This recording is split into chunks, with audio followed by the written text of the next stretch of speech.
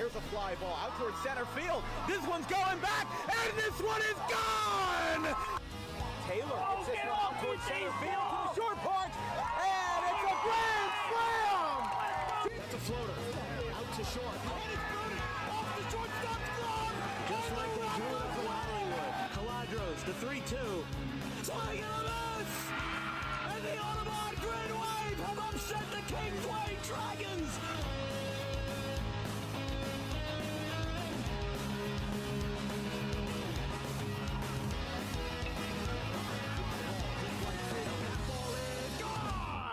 Grant Fournier, two-run shot to right.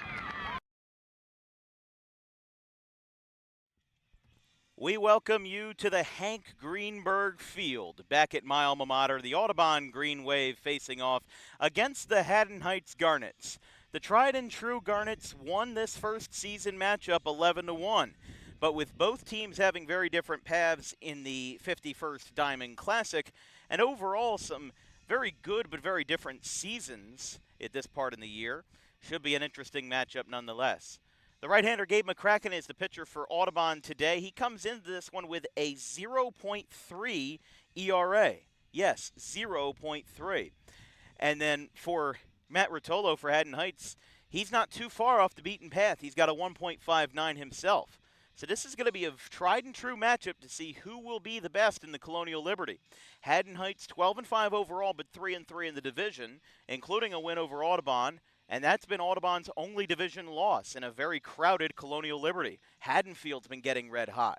Not to mention that we've seen some very good matchups with Sterling as well, as they have played of some very good baseball as well in the Colonial Conference.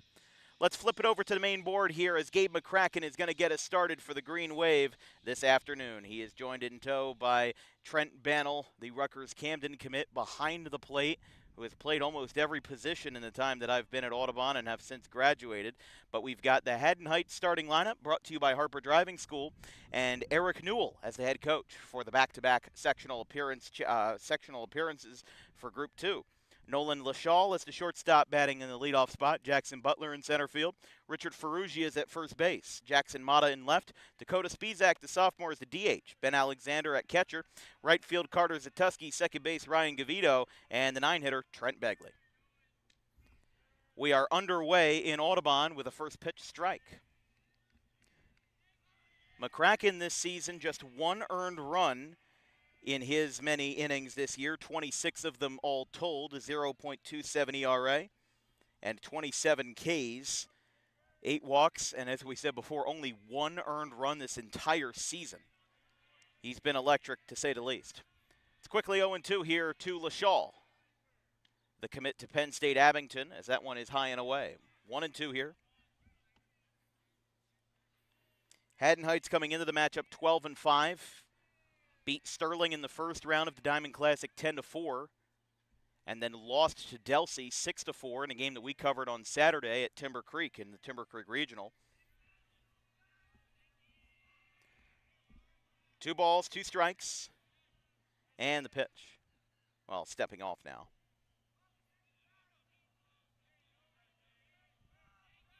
Lashall, the 5'7", 175 shortstop, lines this one to second base. Brogley is there, and throw to first is in time.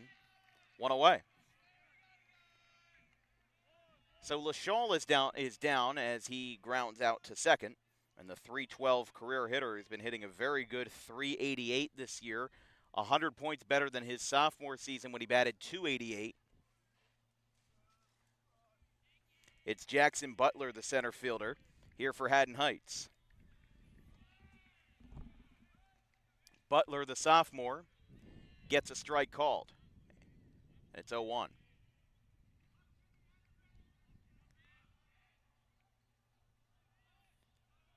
Squaring up to bunt, and he kept that one down. It's 1-1.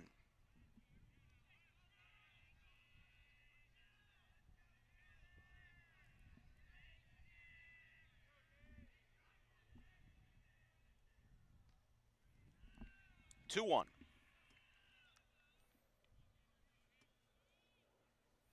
Butler, a .227 hitter this year, 10 for 44, 10 walks and 6 stolen bases. Fouled back by the center fielder.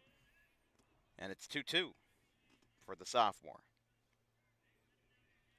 Had 4 RBIs in 2 games and in 2 days in early April.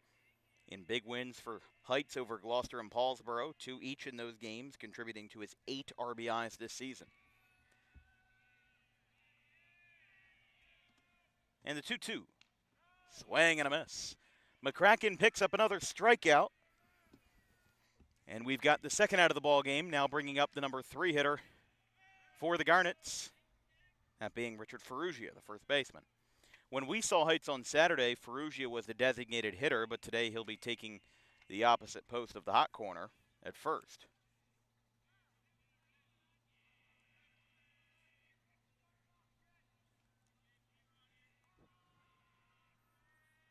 McCracken kicks and delivers. Strike called, 0-1.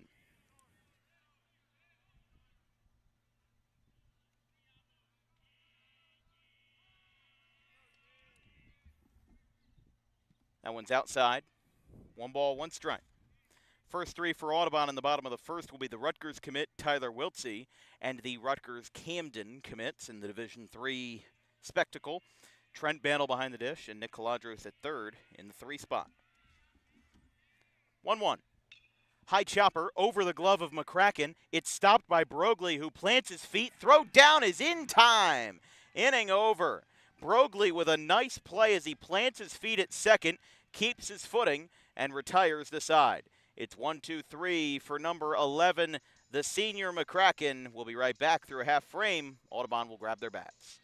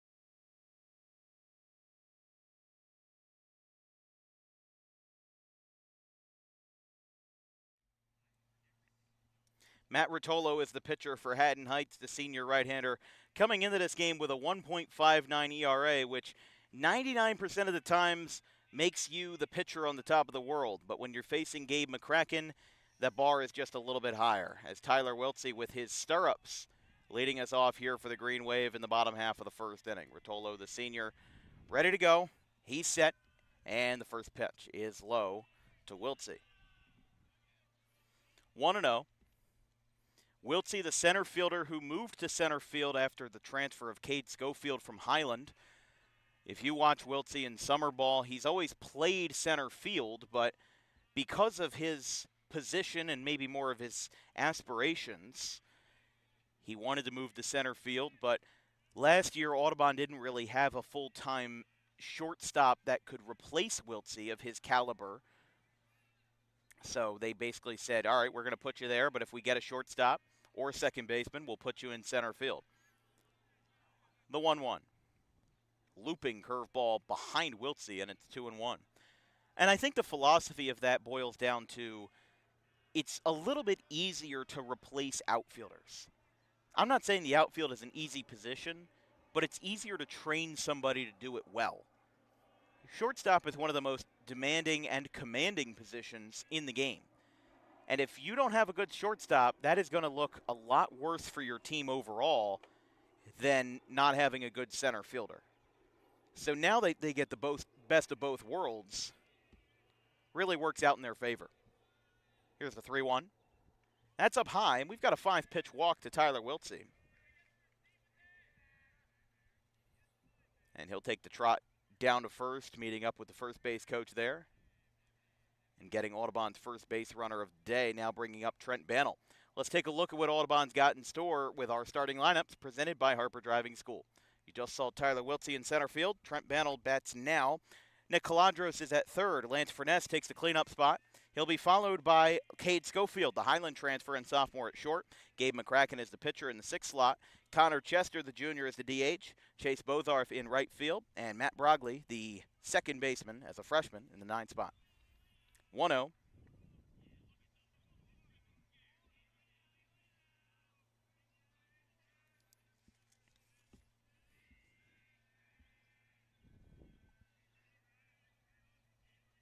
Rotolo is set, delivers, Wiltsey goes, throw down to second is not in time.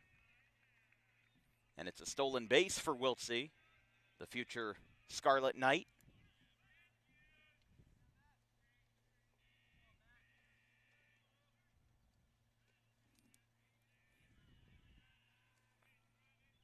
And it's quickly 2-0 to Bannell. McCracken only needed 13 pitches to escape the first with no issue. And he's thrown 8 pitches, and only one of them has been a strike.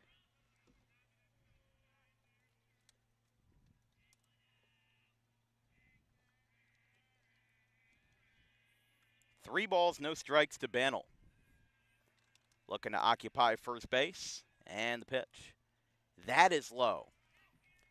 A huge opportunity here for Audubon as they now bring up Nick Caladros with 2 runners on and nobody out. 9 pitches, 8 of them balls, 1 strike.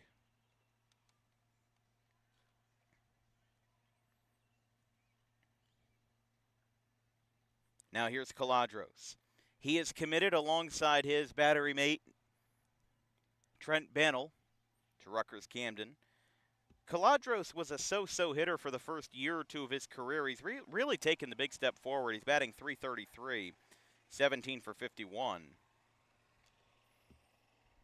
52 career hits. And also accompanied by a .269 career average and slugging percentage.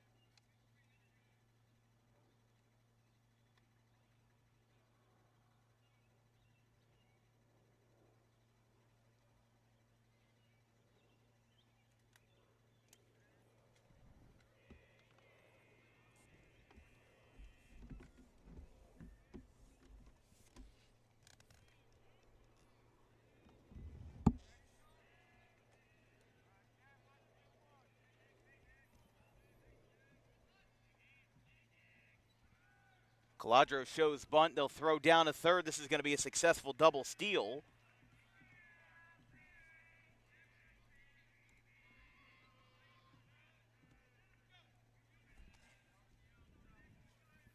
So it's a double steal. Wiltsey to third, Bannell to second. And Caladros has good company here and a 0-1 count after he squared up to bunt. Pulls it back now and fouls it back. 0-2 quickly.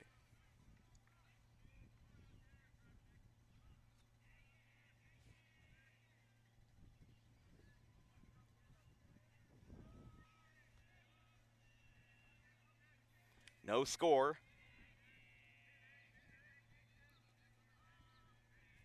Here in the bottom of the first. Trails inside, 1-2.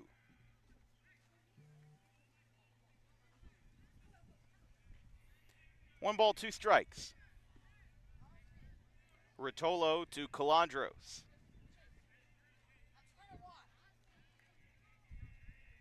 And the 1-2. That's dribbled foul up the third base line by Caladros. First baseman for the Green Wave, Lance Furness, will be next. Here in the bottom of the first. Banel on second, Wiltsey on third after a double steal.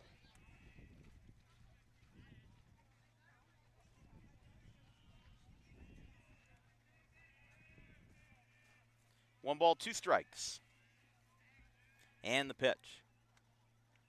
That hit him in the hand. And the bases are loaded with nobody out. And somehow no hits on the board. As Caladros, bit of a delayed reaction, but I think that's where really stung through his hand. And he's now got the bases loaded and nobody out for Furness.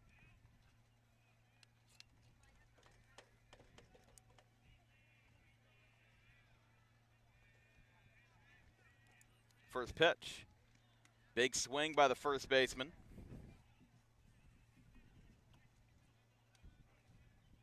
And it's 0-1.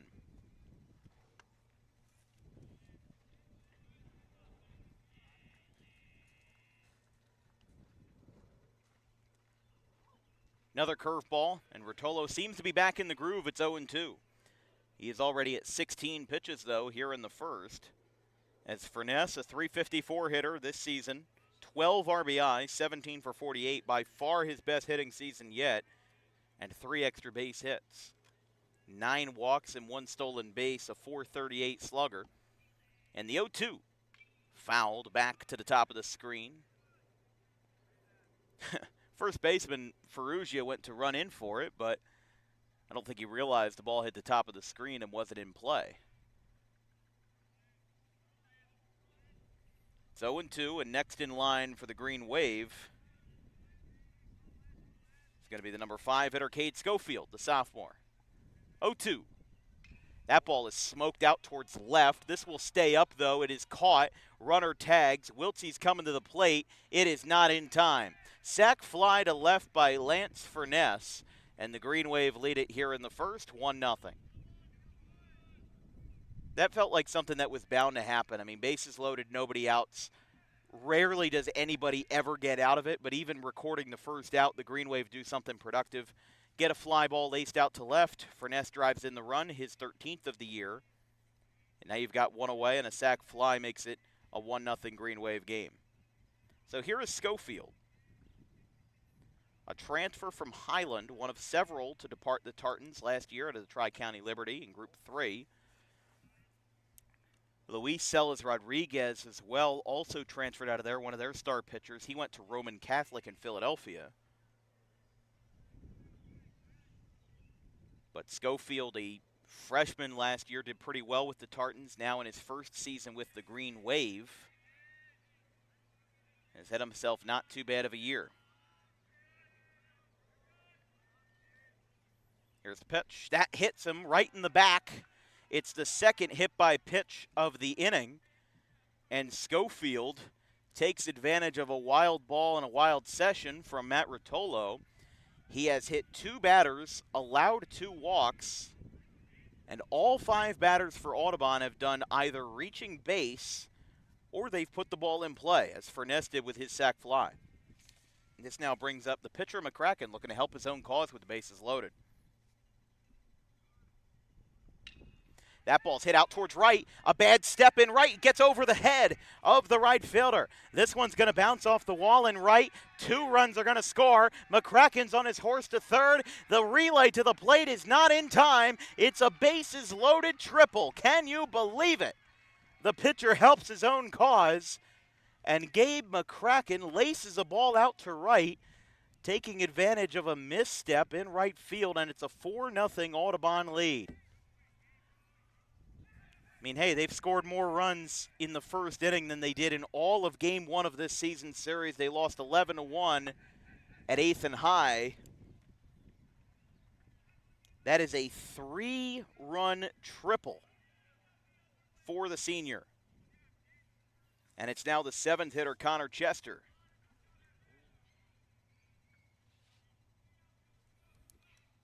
He homered versus Haddonfield a few weeks ago in a testy game between the two.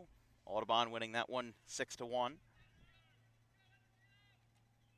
One of the more compelling games, not that our crew has seen, but that South Jersey has seen from a journalist's perspective, as that one misses in 1-1.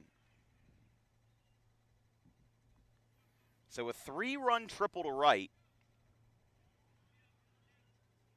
with only 1 away in the bottom of the first. 2-1 now to Chester.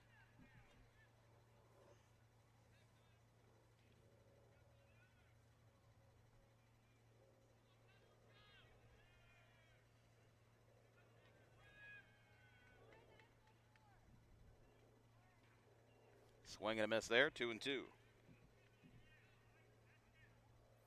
Chester, the 6'4" sophomore, also a participant in basketball.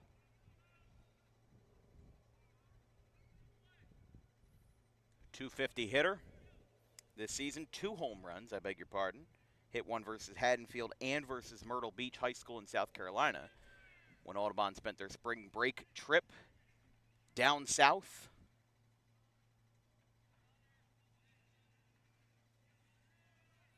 Been a very successful inning for the Green Wave. They look to add on to it here. 3-2. Chester lines it foul down the left field line. Chester, followed by the right fielder Bozarth. And the second baseman Brogley, relatively young, 7, 8, and 9 for the Green Wave. But a big senior class from this season. Grand total of 12 seniors across all levels.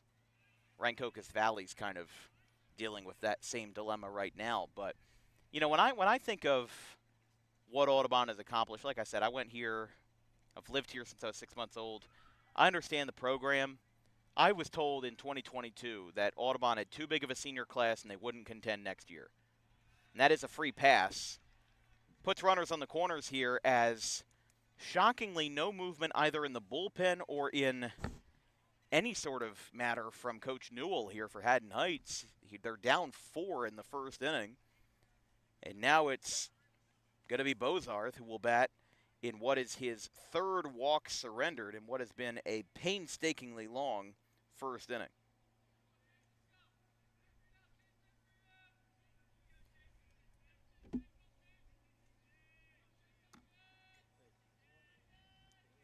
Rotolo looks over.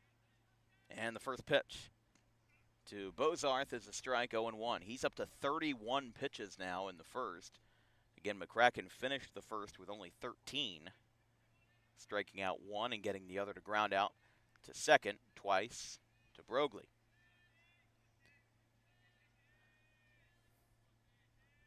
Bozarth, somewhat of a two-way talent this year.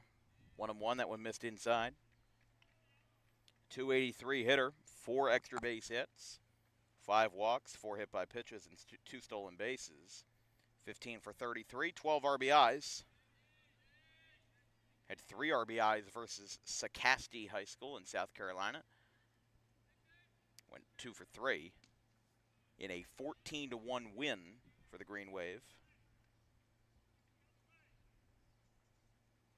Audubon 14-4 during their trip in South Carolina, went 4-1, winning over Sacasti High School of South Carolina, 14-1.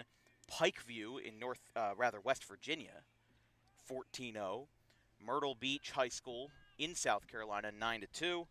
Camden, not Camden High back here in Jersey, but Camden, South Carolina, 9-2. And then their loss in the spring break championship game was 9-5 to Bishop O'Connell Catholic School in Virginia. Last time Audubon had gone to Myrtle Beach was 2022, where they did pretty well there as well. But you saw less and less teams go to Myrtle and go to Ripken, whatnot, as that one's going to skip in the right field. Base hit for Bozarth. They will throw it back to second, but the throw gets dropped. It's an RBI single for Bozarth. And this game and this inning has gone from bad to worse for the Garnets. They now trail 5-0. As despite being the 8th batter, it's just the 2nd hit for Audubon. And now finally, Eric Newell will come out and talk to Matt Rotolo here on the hill, whose ERA after a very good outing to start the year might not have the same impact today. He pitched just 1/3 of an inning, and in 8 batters gives up 2 hits and 5 runs, as Haddon Heights will look for a new pitcher on the hill in the bottom of the first. 5-0. Green Wave over the Garnets. We'll be right back.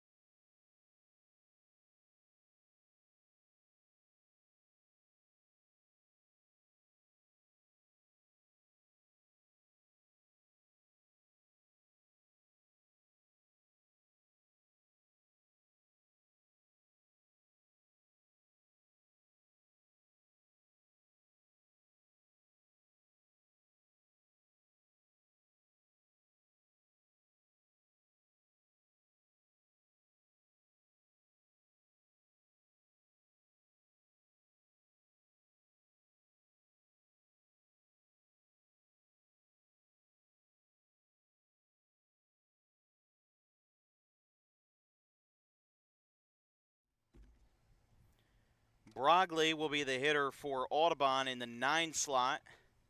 The new pitcher for Haddon Heights is going to be number 3 for the Garnets this afternoon, that being Jake Dillon.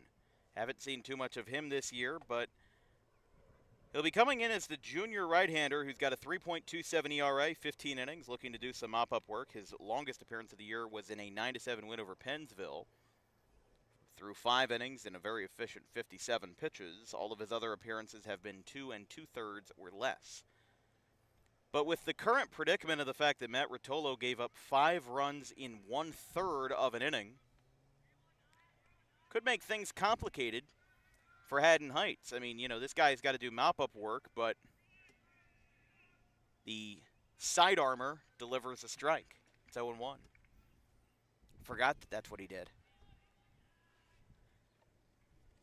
Dillon, as we said, a 3.27 ERA in 15 innings, 10 strikeouts, 10 walks, 7 earned runs, and 3 hit batsmen. 1-1. Good thing we have the headsets. That mic picked it up perfectly. It's 1-1. Rotolo threw less than 35 pitches in his short outing, as a big swing and a miss by Brogley. I think he might have got thrown off a little bit by Dillon's sidearm delivery. That might not even be full sidearm. That might be half the way to submarine, like Chad Bradford did back in the day.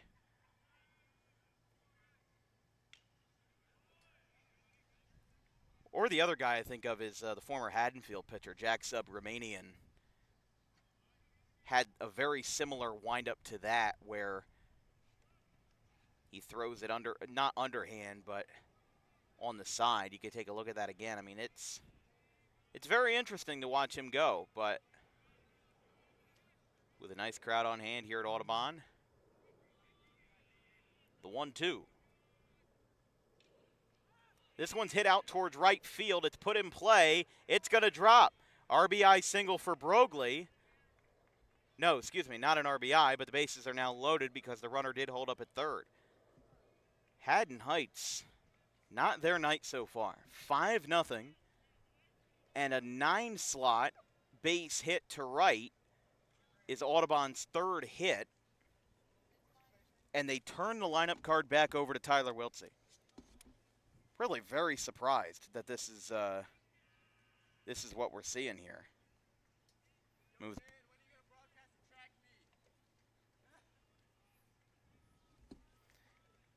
Kyle Brown does raise an interesting question. I don't have any plans to do track anytime soon. I don't think I could do it that well. I'm used to commentating, like, you know, motorsports races and stuff like that, like NASCAR stuff, but something about humans going left in a circle just is different.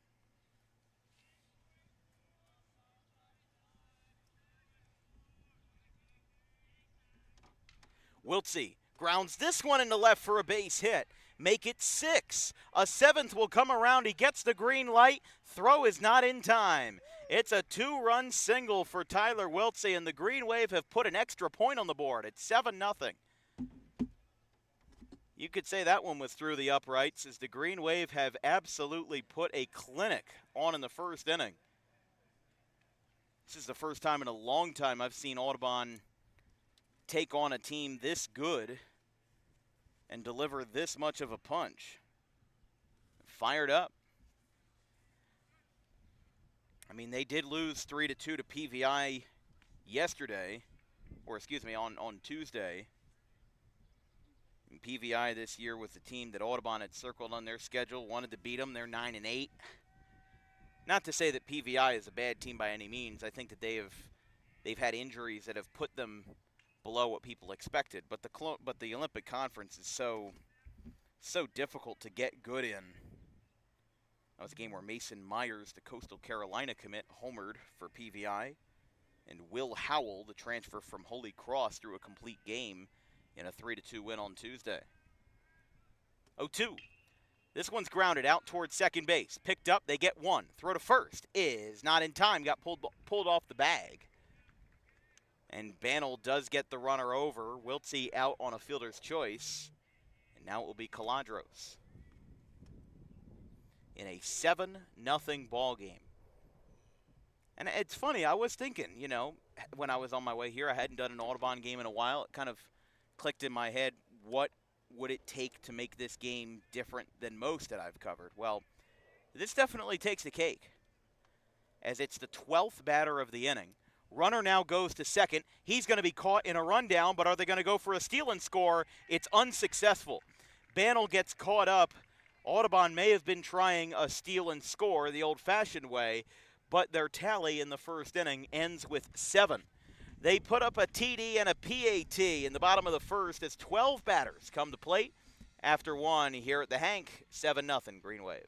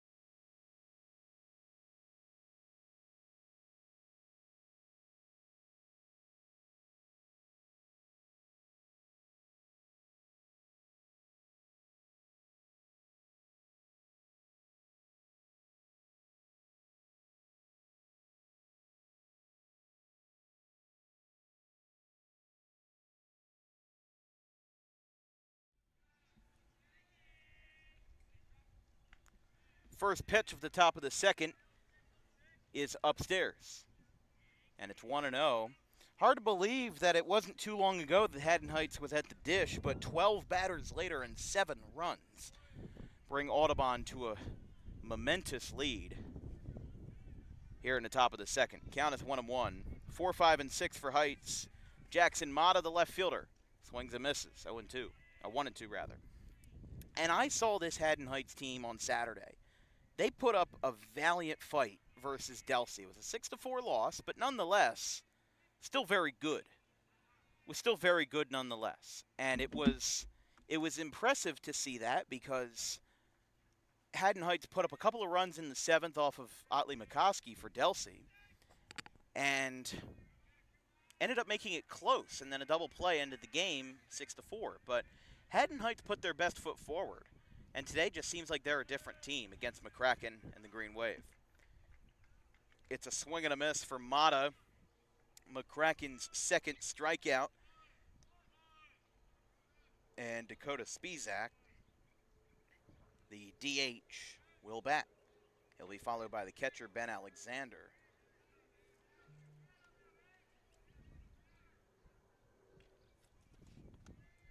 One 0.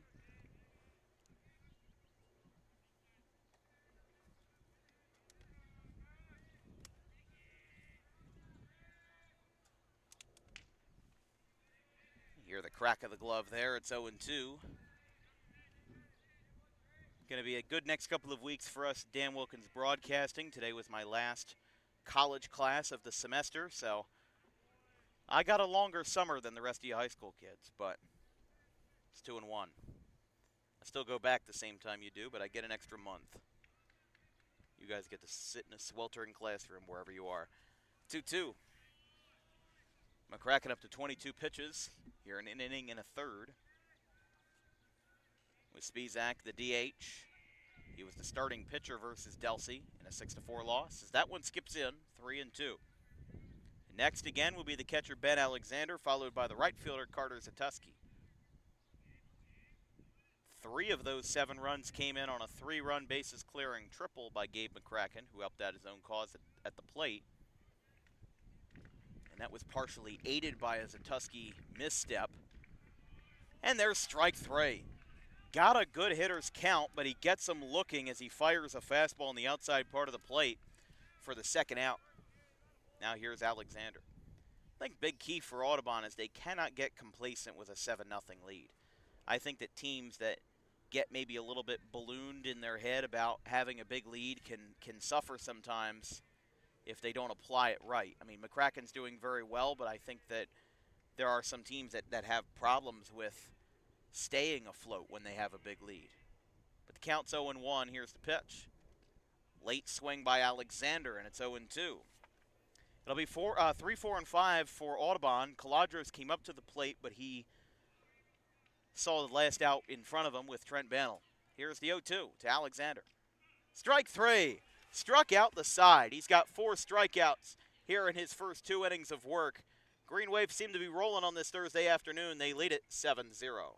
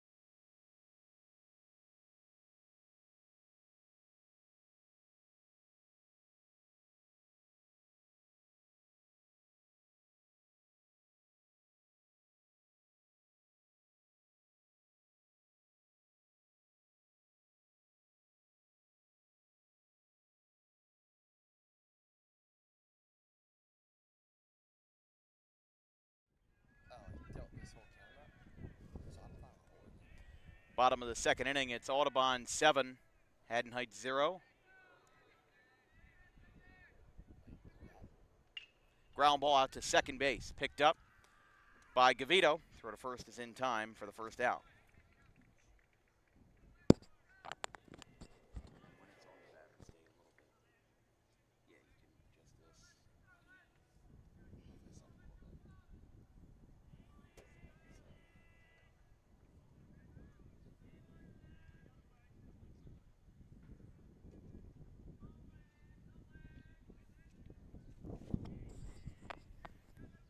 One pitch, one out, and a swing and a miss by Furness.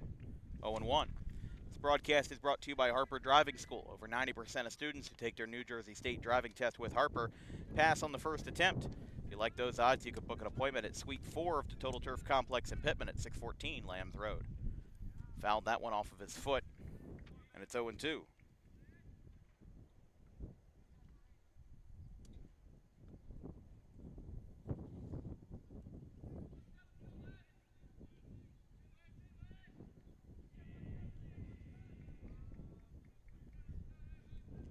To Furness.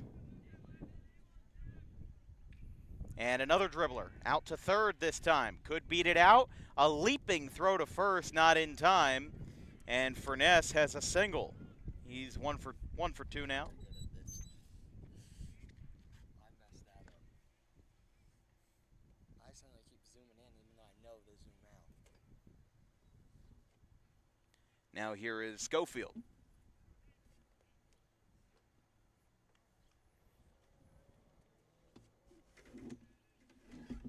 7-0 Green Wave. Here on a partly cloudy day, 79 degrees at first pitch this afternoon. I've always said this time of year is the best for baseball. I've done too many baseball games in 40-degree chilly weather that this makes it all the while.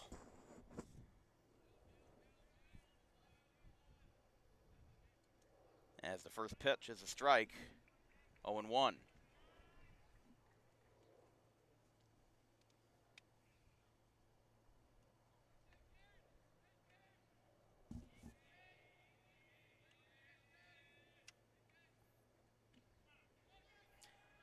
Strike was called, but he did get down to second.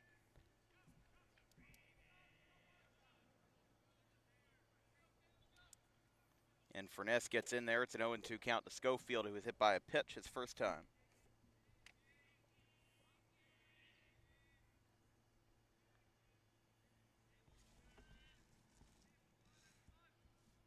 Delivery from Dillon is a swing and a miss. Furness down on strikes. It is the first team strikeout by the Garnets this afternoon, either from Ruotolo or Dillon. And there's two down for McCracken. McCracken had a big swing in the first with a 3-run triple down the right field line that got over the head of Satuski. Strike, 0-1. I think this could very well be a rebound inning for Haddon Heights. I think if they don't rebound in this inning, could be a bad day going forward for them. Fouled back, quickly 0-2.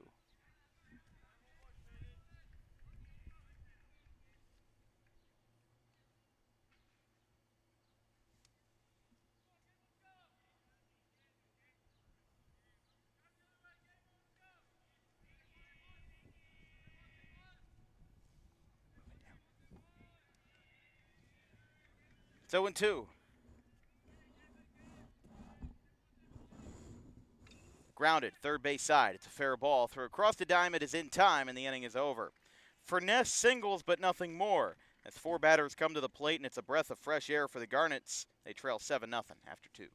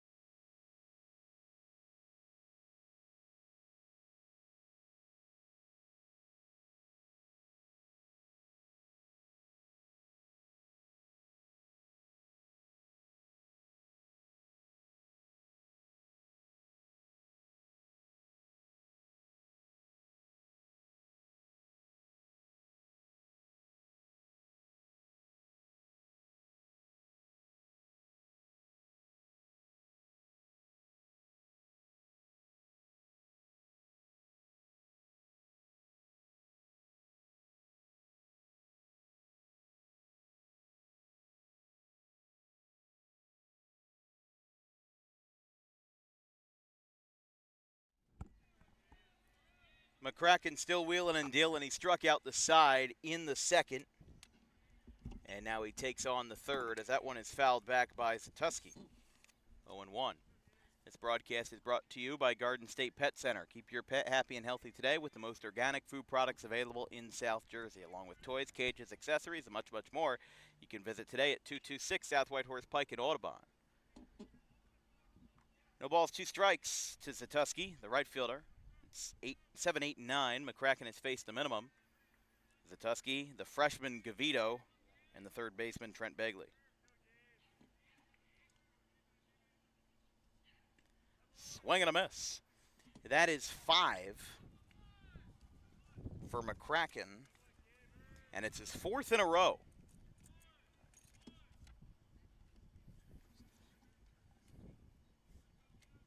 And there's one away. But a relatively calm day for baseball. Thunderstorms are going to roll in later after we're done, as it's 1-0. Good pitch by McCracken, just couldn't get that to fall to Gavito. Gavito, ranked as one of the top freshmen in the Colonial Conference, would have to argue that Brogley and Paxos, Evan Paxos, are right behind him. So we've got a 1-1. Skips in 2-1. McCracken at 33 pitches here, very efficient rate. But he's still only at 1 earned run in the entire season. And the 0.27 ERA coming into it. I mean, I knew McCracken's been good, but this one's going to be floated out towards Brogley. Picked up. Throw to first is in time. And decide, excuse me, two down. Got a little ahead of myself there. Brings up Begley now. 8 up, 8 down for McCracken, though. As this game has been full of 2 outcomes for the Garnets. You either strike out or you ground out to second base, because that's happened 3 times in the first 3 innings. Begley takes a strike, 0-1.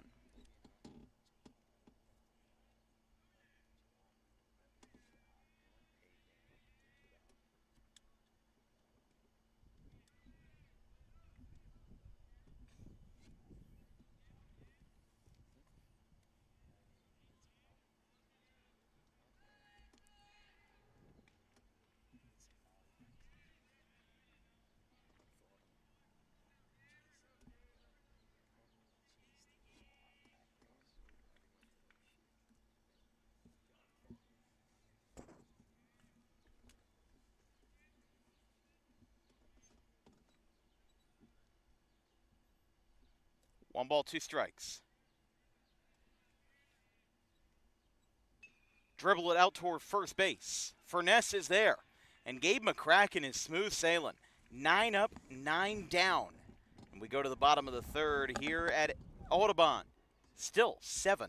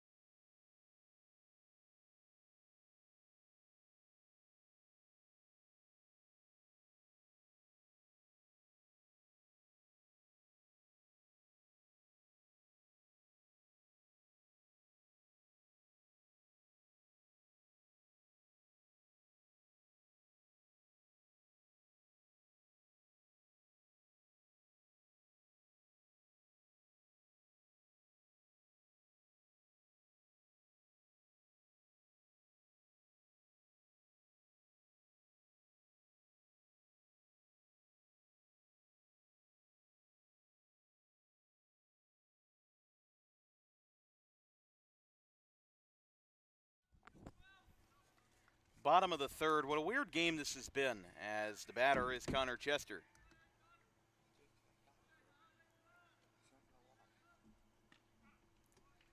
Dylan's first pitch is a strike, 0-1. The week ahead on Dan Wilkins Broadcasting, tomorrow's softball games in the JUCO Region 19 finale have been postponed to Saturday and Sunday. We will still be playing 4 games on Saturday at 11, 1, 3, and 5. And there will be 2 games on Sunday at 10 and 12 if needed at 2 p.m. to settle the double elimination bracket. That one is down. 2 balls, 1 strike to Chester.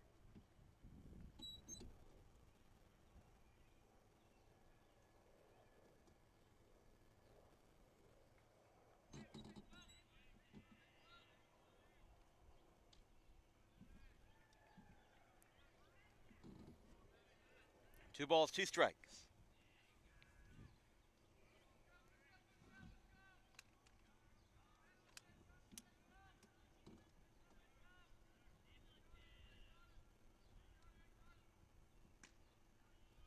Inside. Tough call there. 3-2.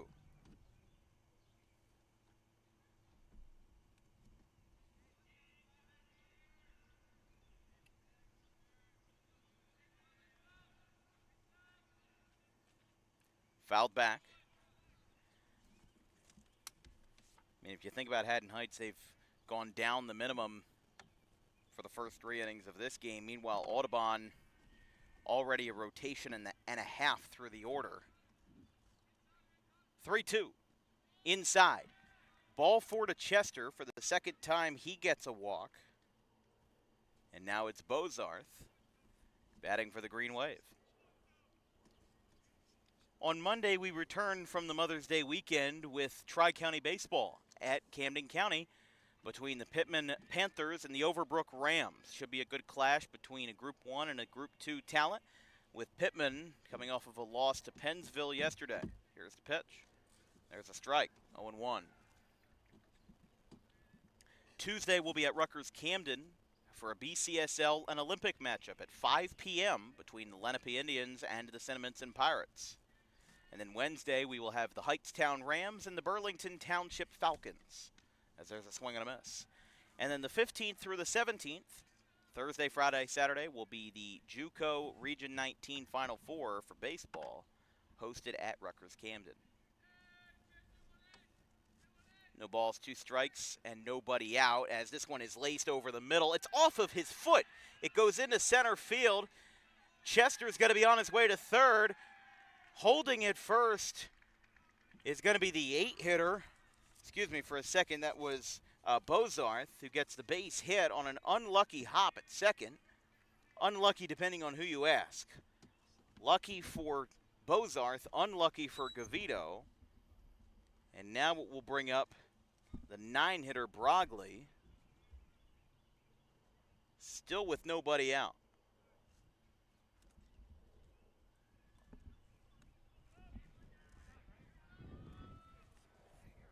Runners in the corners. Bozarth now 2 for 2 as that one's fouled back.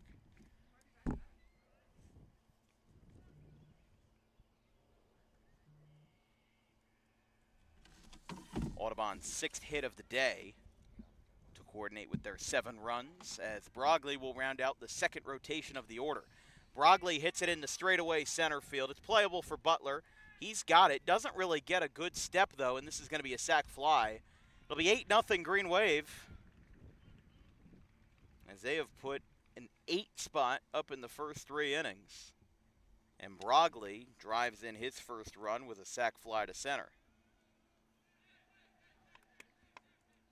And shockingly, that's the first out of the inning. Staying at first, staying put is Bozarth. And now Wiltsey will be the batter. He's 1 for 1, had a walk to lead off the ball game, and then a 2-run single later on in the first inning as part of the 7-run, 12-batter barrage, as it's 1-0.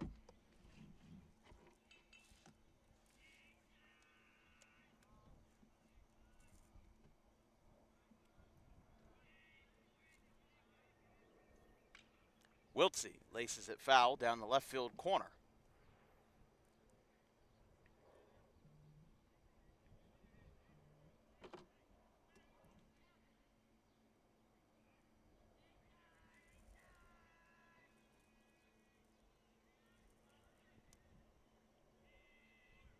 1-1. Inside, 2-1.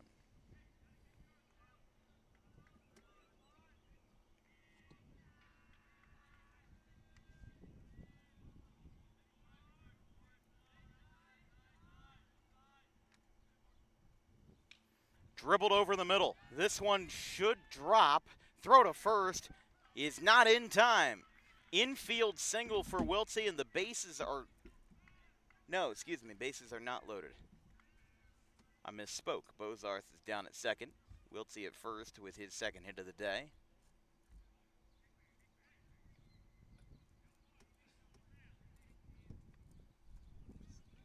Still only one out.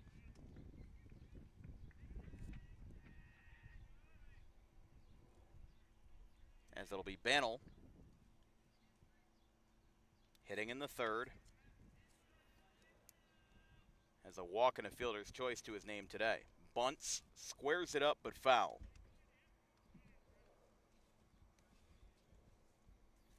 Two runners on and one away.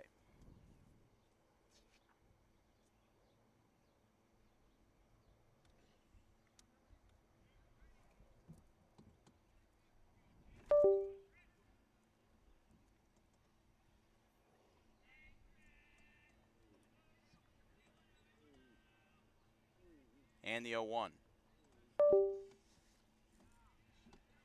Swing and a miss, 0-2.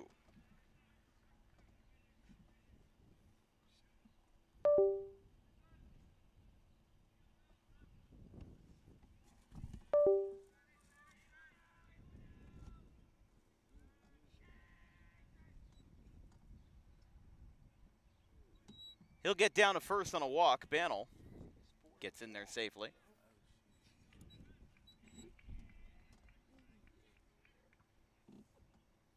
And now the bases are loaded off of Dillon.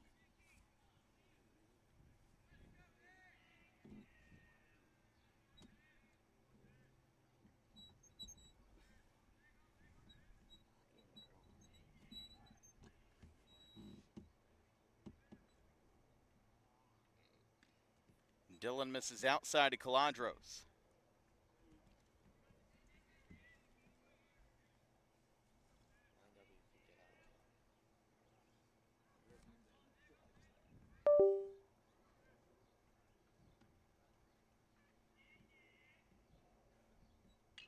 Grounded.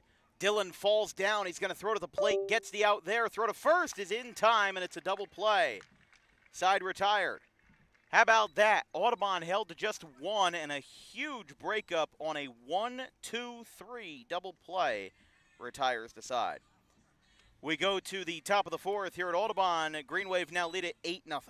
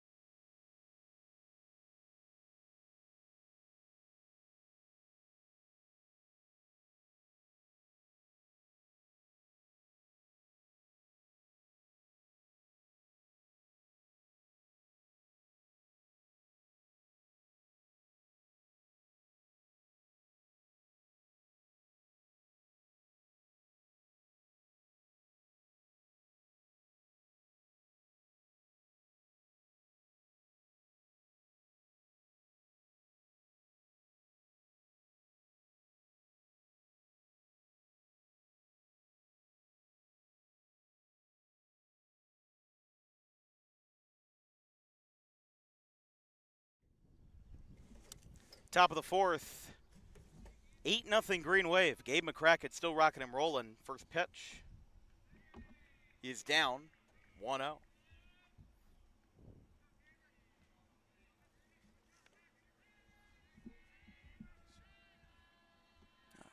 see what you did. 1-0 is fouled back.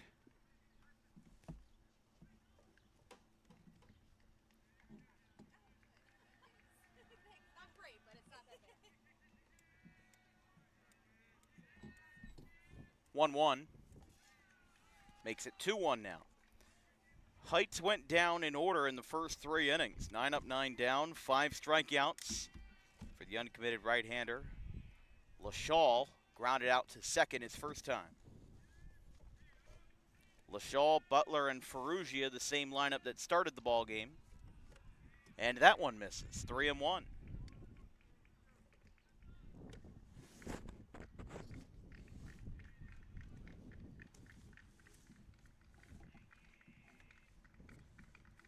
(3-1) on the way. Strike called, 3-2.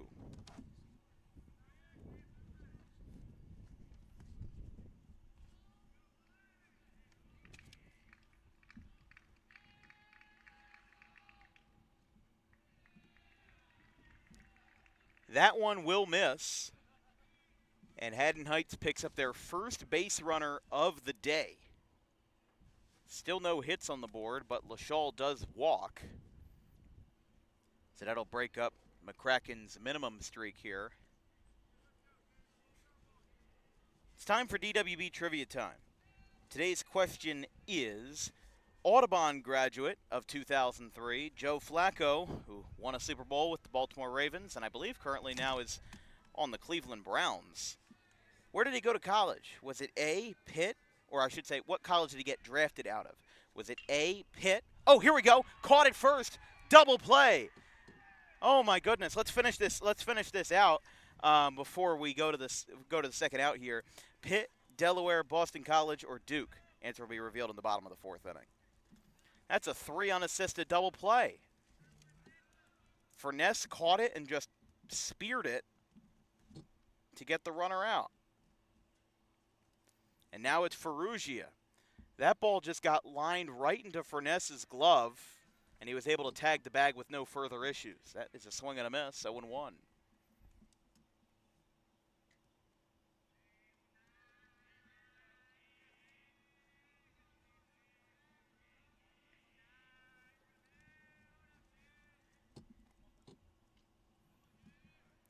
Oh, 2 now. 45 pitches for Gabe McCracken, and after that double play, he is now facing the minimum. And the reliever, Dillon, for Haddon Heights, now at 50 pitches. 1-2.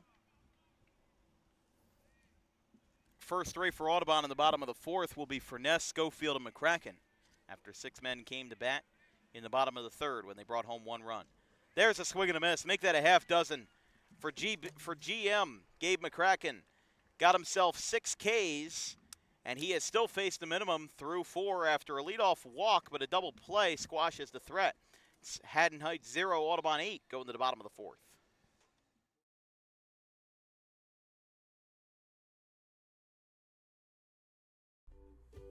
In life, the road ahead is full of possibilities, but to navigate it safely, you need the right skills. Harper Driving School is the premier driving school serving Gloucester, Salem, and Camden counties. With experienced instructors, many of whom are teachers in local schools, we are dedicated to your success and will help you master the road with confidence. With an over 95% success rate of students passing their road test on their first try, you know your student will be in good hands while embarking on a huge step of their young adult lives, all while avoiding the lines at the DMV and getting insurance discounts. We chose Harper, and so should you.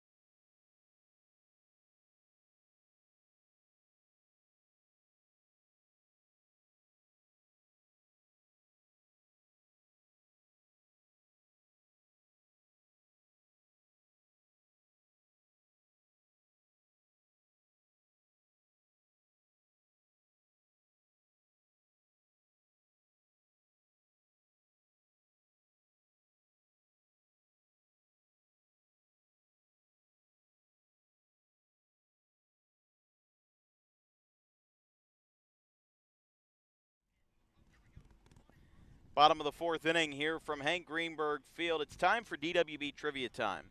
Today's question is, Audubon grad Joe Flacco, who graduated in 2003, got drafted by the Baltimore Ravens out of which college? Was it A, Pitt, B, Delaware, C, Boston College, or D, Duke?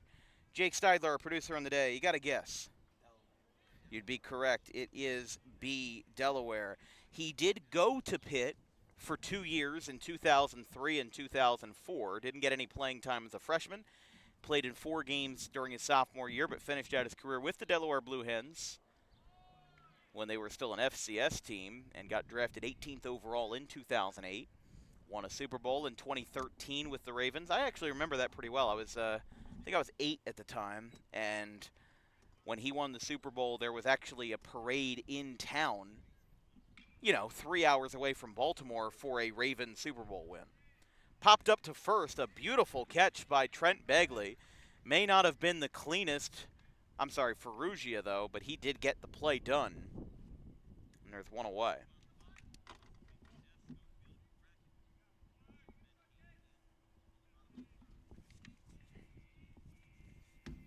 So Furness pops out to first. And now it's Schofield. Schofield 0 for 1, hit by pitch and a strikeout to his name today. Up and away, 1-0. But yeah, it was kind of a surreal experience when Joe Flacco won Super Bowl 40. I think it was 47. It was either 47 or 48 in New Orleans. But I remember it pretty well because a lot of people were excited, obviously. I think there was a small contingent of Eagles fans who didn't want to celebrate even though Joe Flacco was the hometown guy because the Eagles weren't that good at the time. Still had Chip Kelly as the head coach. I think still had maybe Nick Foles as the quarterback during his first stint here. Counts 2-1, but I personally was on board with celebrating Flacco because the Eagles weren't in it. The Eagles... it's not like the Eagles lost to the Ravens in the Super Bowl. If they did, I wouldn't have celebrated it.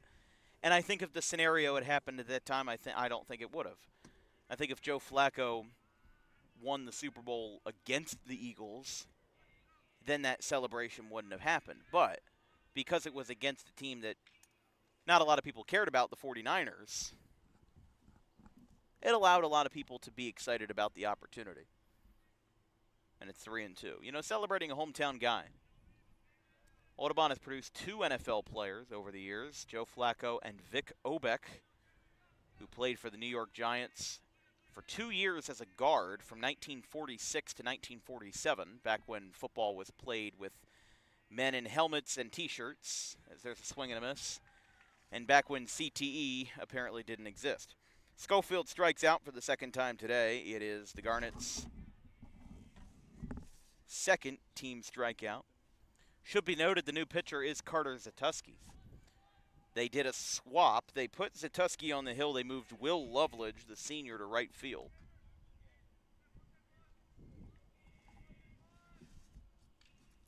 And now a ground ball foul up the third base line.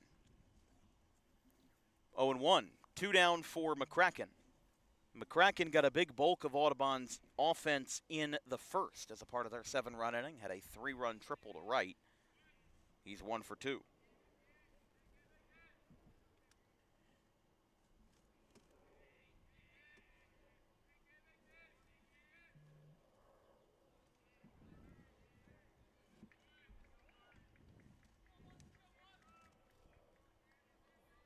No balls, 2 strikes. Zatuski to left-hander. Looking to shut down the green wave, the freshman.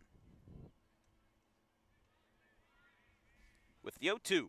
Swing and a miss. He got him. Tags him out and the side is retired. Haddon Heights, for what it's worth, has been limiting the damage. And through 4, they're down 8-zip, but still got to get the bats going for the Garnets. We'll be right back.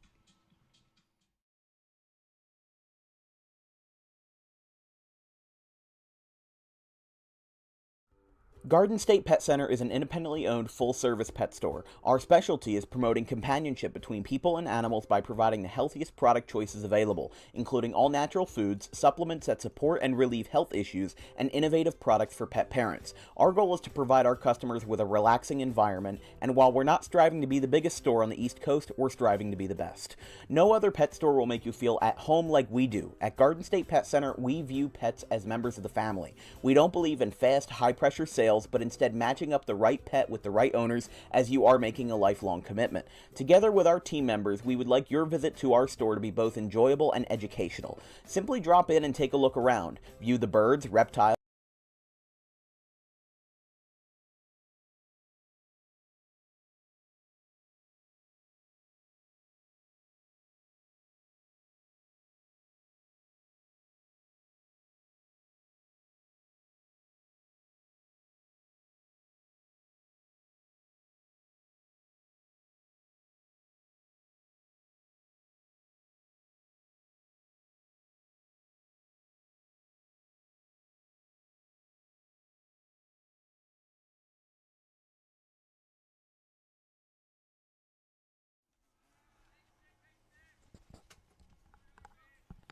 Haddon Heights 0, Audubon 8 here on Dan Wilkins Broadcasting. You're watching coverage of the Colonial Conference here on DWB.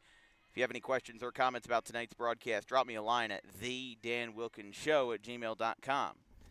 We're also accepting advertisers for the summer and fall of 2025. If you or somebody who you know is a small business owner who wants to get in the advertising game with over 100,000 annual viewers on YouTube, including over 6,000 social media followers across YouTube, Instagram, Twitter, and Facebook, you can send me an email again with an advertising inquiry at thedanwilkinsshow@gmail.com. That email is in the description of this YouTube video. There's a 2-1. Didn't catch the zone that time. But if you want to get your name in the advertising game, send us an email and we'll get you all the information you need to bring your business to the forefront of South Jersey's largest independent broadcasting network. 3-1 is the count to Mata. Mata, Spizak, and Alexander kind of running the same at-bat that Haddon Heights had in the top of the fourth, as there's a strike there. I mean, it's literally going the exact same way as it did for LaShaw in the first. 3-1 count, gets a strike on the inside corner, and it's 3-2, and then he'll walk on the next pitch. And then next batter lines into a double play. This time, though, no good. Strike 3. As Audubon goes with the classic line for their 7th strikeout, "Can I help you? No, just looking." It's the 7th strikeout for McCracken, the right-hander, who's dialed it up to 88 on the bump this year. Fastest we've seen thrown with Frank Chiron easily, which was versus Haddon Heights. Struck out 10 across 5 innings in a 6-4 win. Only gave up 1 hit, and it was a freshman who hit it off of him. Threw 94 from the left side. He's a Coastal Carolina commit and had a lot of MLB scouts garnering their attention to Chiron.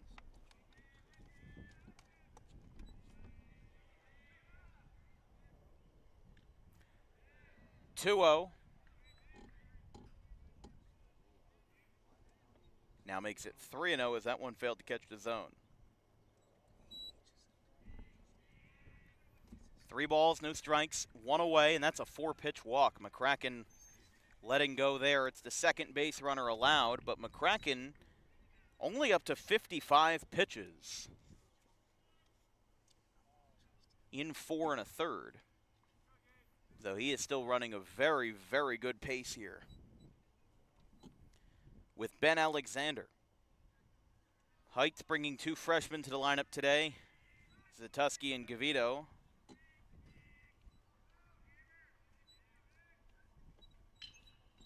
As that ball's hit into right field, it's Haddon Heights' first hit of the day. They will throw it down to second, and it's not in time. It would have taken away the hit, but the runner is safe, and now Haddon Heights has 2 aboard and 1 away as Ben Alexander, the sophomore, as a part of a pretty young Heights team, contributes with a base hit. 1 away. Strikeout, walk, and now a single. The reason why that hit would have been taken away is because if the runner was out at second on the throw from Bozarth, it would have just counted as a 9-4 fielder's choice instead of a single.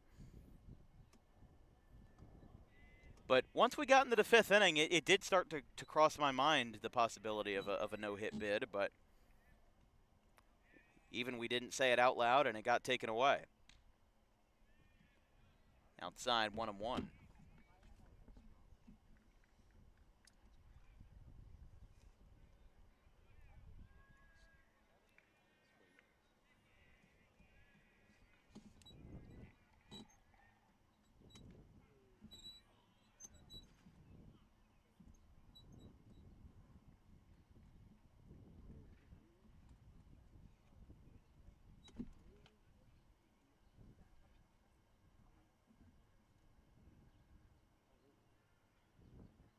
One ball, two strikes, and a quick meeting between Bandle and McCracken.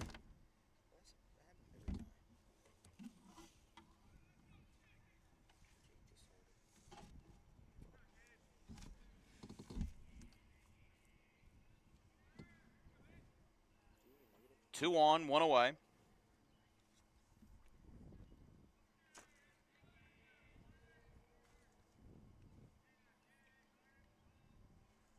McCracken now stepping off. This is what we call a game of chicken down here. Nobody wants to throw, nobody wants to hit. And the pitch. Skied foul down the third base line and into somebody's backyard. I mean, like I said, I've done so many Audubon games, it's not even funny, but across all sports, it's just so interesting.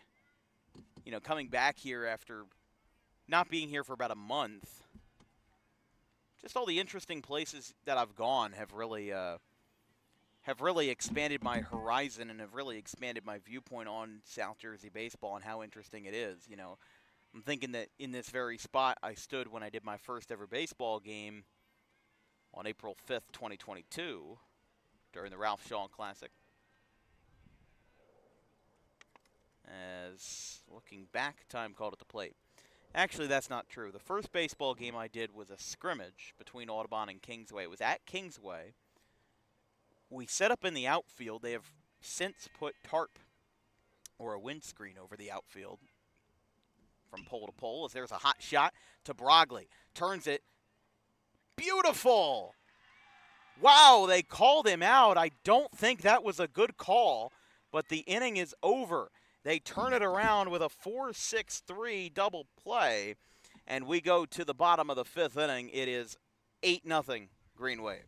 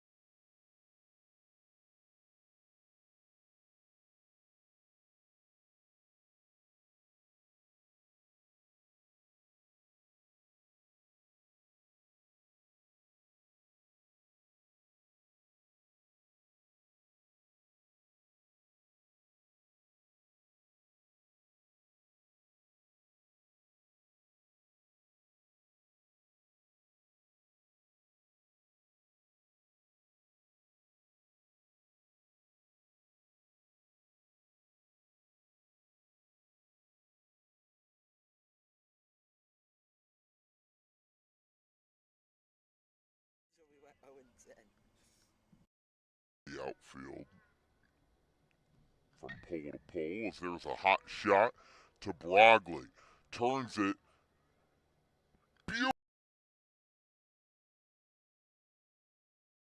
Brogley turns it. Beautiful. Wow.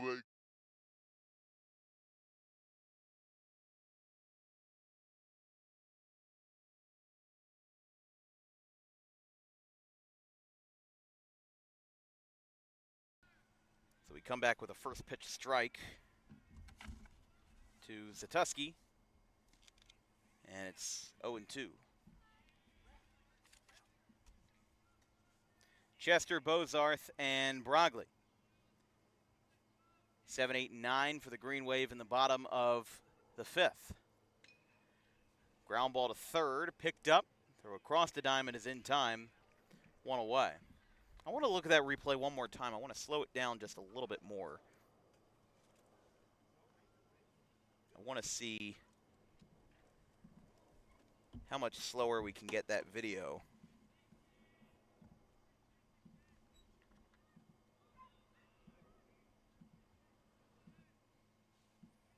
So if we look at it here, gets it down to second, and then just the throw down is good. But he steps on the bag right there, and I am honestly not sure.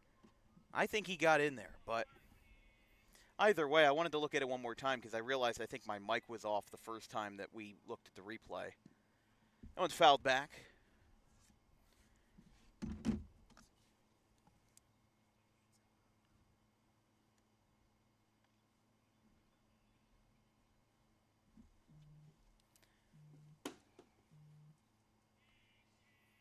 Bozarth 2 for 2. RBI single in the first, another single in the third that he did not come to score on. Gets on top of it. And it's 1-1.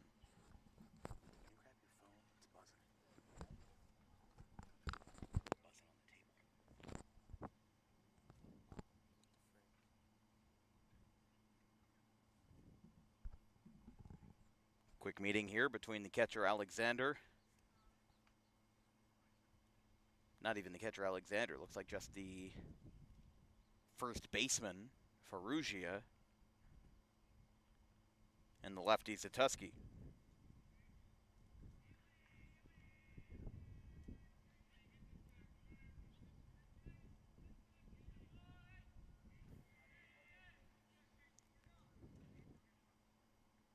One ball, two strikes.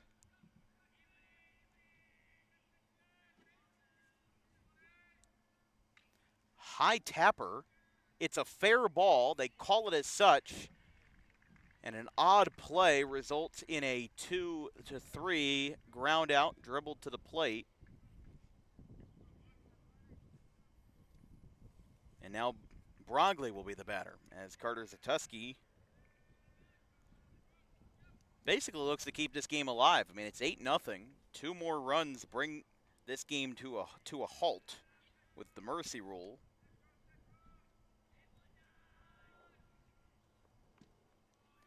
Way back to the backstop, 1-0.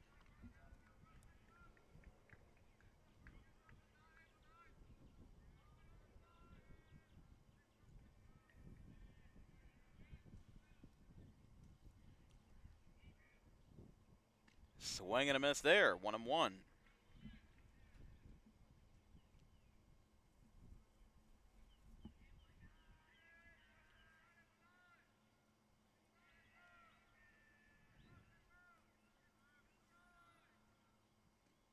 Curveball misses down from Zatuski, 2-1.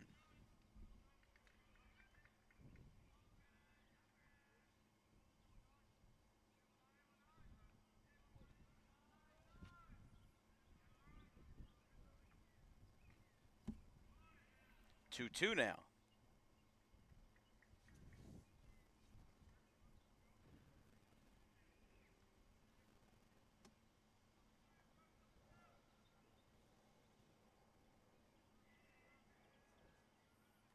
Two balls, two strikes, 2 outs, bottom of the fifth inning. Audubon leads 8-0 over Haddon Heights. And there's a swing and a miss. This will be a throw down to first. It is in time. The inning is over. We are through 5, but this game that had a lot of offense in the first inning has now kind of come to a stop. Audubon hasn't scored since the third, and they've gone down 6 in a row in the next 2 innings. We go to the top of the 6th, 8-0 Green Wave.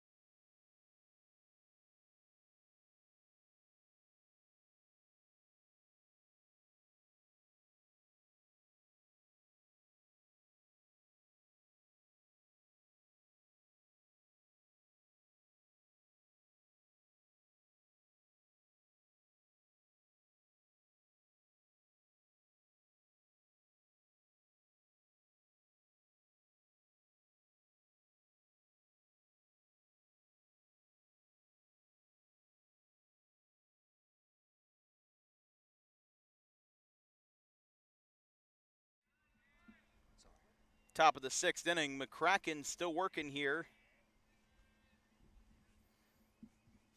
as he'll be facing Gavito, Begley, and LaShaw for the Garnets, as McCracken is just 2 over the minimum. Actually, just 1 over the minimum after the double play to Zatuski. He's allowed 1 hit, 2 walks, and has struck out 7 in his 5 innings today. This will be pitch number 65 as Haddon Heights on their defensive side is on their 3rd pitcher. They started out with, first of all, if you're just joining us, if you don't know why the score is 8-0, Audubon scored 7 runs in the 1st inning. Kind of unprecedented from what we've seen from them. They sent 12 batters to the plate. They forced Greg Rotolo out of the game after just an inning and just after not even a third of an inning, just 1/3, and he gave up 3 hits. And then it was finished by Jake Dillon, and now Carter Zatuski has been in as the left-handed reliever. Popped up, it's into shallow right. Calling for it is Brogley. He makes the catch. There's 1 down.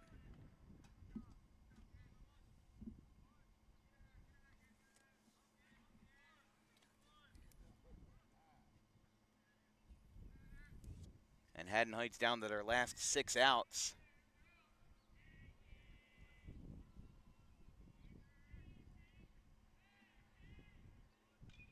This one's hit on the first pitch. Call is foul.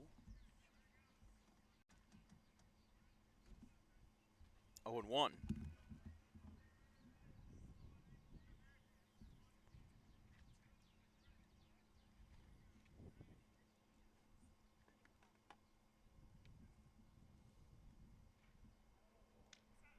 Strike called, 0-2. No balls, 2 strikes to McCracken. Couple of springtime birds taking on the game in center field, right above the fence there. I don't think that they paid for a ticket. This one is hit down the 3rd base line and foul. They must have been really camera shy. They're both gone now. Been flying around for a little bit. At what is often considered a hitter-friendly ballpark here in South Jersey. Deepest part of the park is 380 out to left center field. Where we're standing, it's 351, and then the temporary fence juts out to the right, and it goes 320 down the lines. That one is fouled back by Gavito. Still 0-2. McCracken has recently surpassed 70 pitches. Definitely an easy candidate for player of the game. I just don't know if we can get him to speak more than 10 words in a sentence. Last time I interviewed him, it was a struggle, but with how good he's been doing, I think he's deserved it. No balls, 2 strikes, and the pitch is high, 1-2. Like we said, he's dialed it up to 88, 89 this season from the right side. No word on where he's committed. There's several parts of the Audubon offense that have announced their college commitments. Nick Caladros and Trent Bannell to Rutgers Camden. Tyler Wiltsey to the Rutgers main campus in New Brunswick. Jason Stockland to Stockton. Makes sense. Stockton. Tomato. Fly ball, right field. Furness is going over for this one. He calls for it and makes the catch for the second out. So a pop out to Brogley and a pop out to the man to his left, Furness. There's 2 down. That'll bring up the number 9 hitter, Begley, as Gavito pops out to second.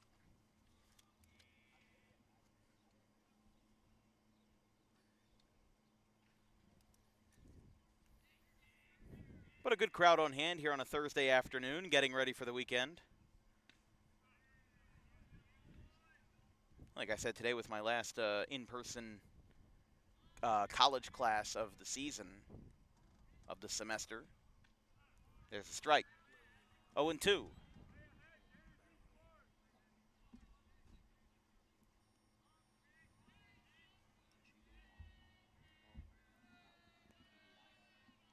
No balls, 2 strikes. McCracken looking to keep things smooth. That one's flied, shallow left, going over, and it'll drop for a base hit in front of Jackson Stockland.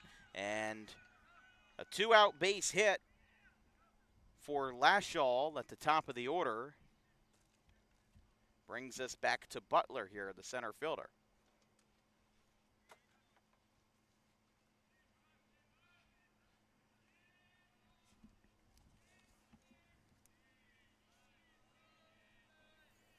Butler 0 for 2. Strikeout and a double play to his name today. There's a strike called, 0-1. The bus is back for Haddon Heights. I'm not sure if maybe the JV game might already be done. I'm not sure. I mean, it's the top of the 6th inning. We've been going at pretty fast pace today. Audubon's just got that style.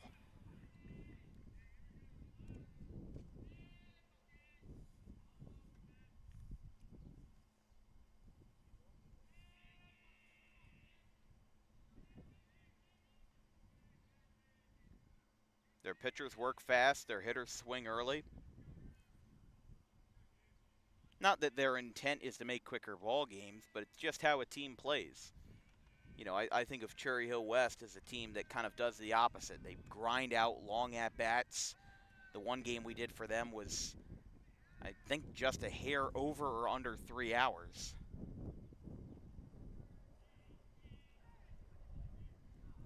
And that's for a 7-inning game. That says something.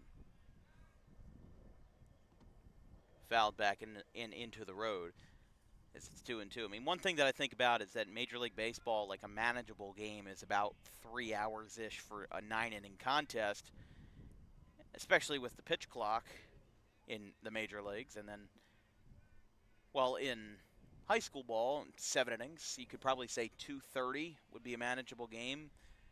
I would argue with how quick and agile the high school athletes are, even 2 hours or 2:15 will be a better benchmark.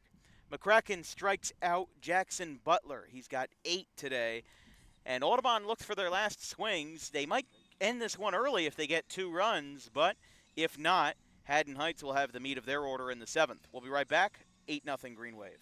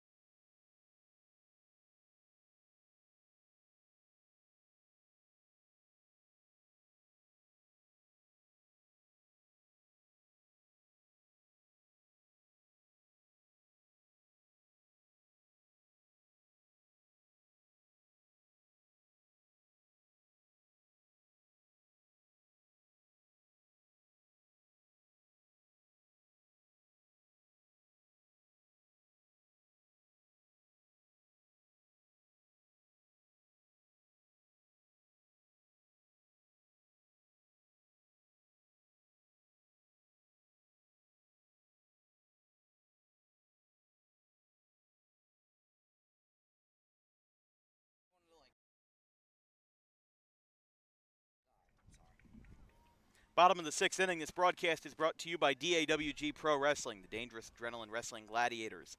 South Jersey's premier pro wrestling organization with high-flying events and nonstop entertainment throughout the Garden State. You can visit their website for more information on future events and ticketing at dawgprowrestling.com. 1-0 to start the bottom of the sixth for Tyler Wiltsey. 2 hits, 2 RBIs, and a walk. 8-0 Green Wave. 2 runs makes this game official in the record books. That's a strike. 1-1. Haddon Heights with a loss would fall to 12-6, 3-4 in the Colonial Liberty. Hot shot off the third baseman's glove. Goes into left field. It's a base hit. Picked up and gets it down for a leadoff hit for Wiltsey. So now it's Trent Bannell batting here in the bottom of the sixth.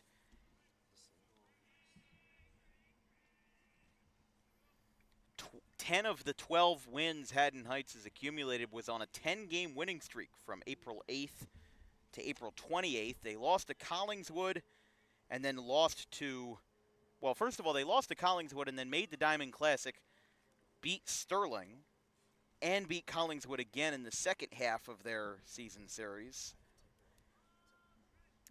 But then they've lost their last 3, 6-4 to Delsey, 11-1 to a red-hot Haddonfield, and then again 12-4 to Haddonfield. They play Rancocas Valley on the road on the 12th, and then home to St. Joe's, Hamilton, and Timber Creek. So all 4 of the next 4 games and 4 of the next 5 for Haddon Heights will be out of conference games, with RV, St. Joe's, Hamilton, Timber Creek, and Northern Burlington at 1-2. And then for Audubon, a win would bring them to 15-4. They play Mainland on Saturday in the quarterfinals of the Diamond Classic. That's a ground ball foul down the third base line. They come back home for a non-conference versus Maple Shade on Monday.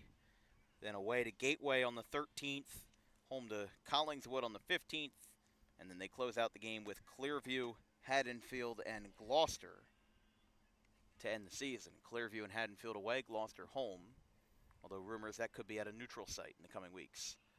Fouled back, right side, out of play, and hits Walnut Street down there, 1-2.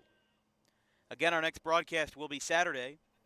JUCO Region 19 Final Four to send a bid to the NJSIAA National Championship in Utica, New York. As the 1-2, runner goes, gets it out in front. It's a foul ball. Alexander went out to run for it, but Bannell stayed put in the box.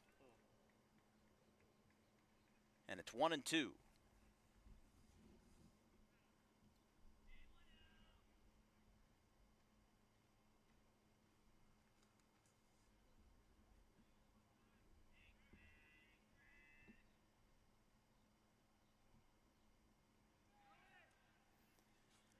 Runner gets down to second. So after Wiltsey tried to go to first time, didn't get it the second time. By the way, some out-of-town scoreboards. After the fifth, Overbrook leads Woodstown 4-1.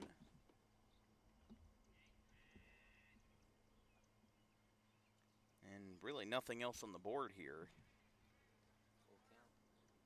It's going to be 3-2.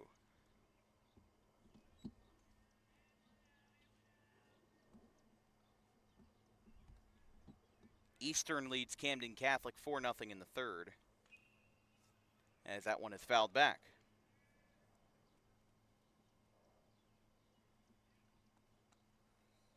Just not a lot of the one thing that's frustrated me about baseball a little bit, at least in South Jersey, is that there's not a lot of reporters who are dedicated to going to games. I mean, baseball is probably what produces the most professional athletes in South Jersey. I mean, if you think that South Jersey basketball is the best sport in South Jersey, you're certainly entitled to that opinion, but you could be a 2,000-point scorer and still only get offers in the Division III world. There was Middle Townships, one of their guards went to Ryder, but they're a mid-major. They're not much. These guys are going Big Ten. These guys are going to the places where they're actually going to get recruited professionally, and those are the places that matter. That's a free pass to Banel. 2 runners on here. Wiltsey at second. Banel at first after the free pass. And now it's Caladros batting with 2 on and nobody out. As again, the runner on first, Banel, if he comes around along with Wiltsey, that would be the ball game, and it would be a interesting end to already contentious game. 7 runs in the first inning, 1 in the third, and nothing since. Haddon Heights has been wiped clean off the scoreboard with just 1 hit. Or excuse me, with 2. 1 from LaShaw and 1 from Alexander, as that one hits the parking lot down in down at the first base line.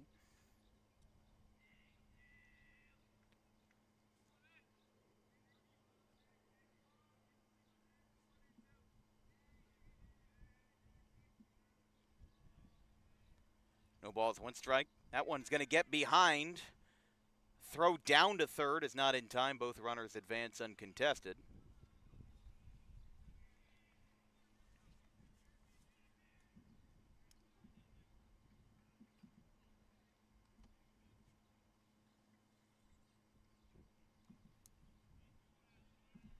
It's 1-1.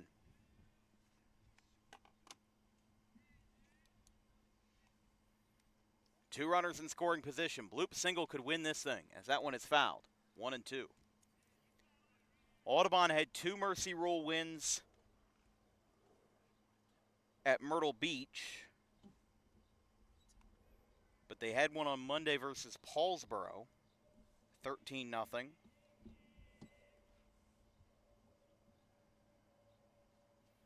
This will be Audubon's 4th Mercy Rule win of the season. In the dirt, that'll be ball 4, and Zatuski running into some problems now as I don't know if this marks a turning point for Audubon, but I think it marks a turning point for Haddon Heights. This would be their 4th straight loss, which was preceded by a 10-game winning streak.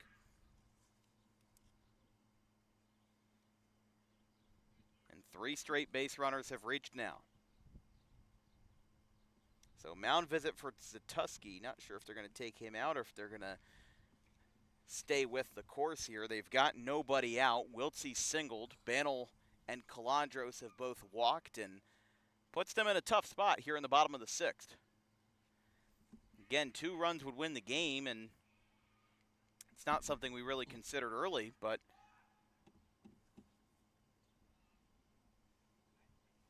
Newell steps off the mound.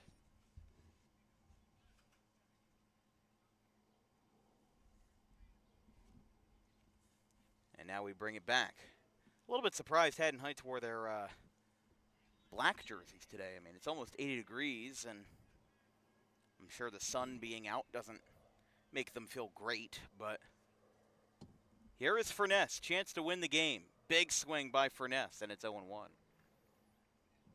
Swinging like he wants to hit his first career home run. He's got 4 extra base hits this year. None of them have left the ballpark. Again, this stadium fairly hitter-friendly, but not all that much when you consider the fact Audubon only hit 4 home runs as a team last year compared to 14 back in 2022 when they had the likes of John Perosi, Xavier Massey, and Isaiah Pinckney, now at Rutgers Camden. That ball is low, 1-1. 1 ball, 1 strike with the bases loaded and nobody out. And this is shocking considering that Audubon lost to Haddon Heights 11-1 the last time that these two played. Here's the pitch. That is down, 2-1. Next up would be Schofield.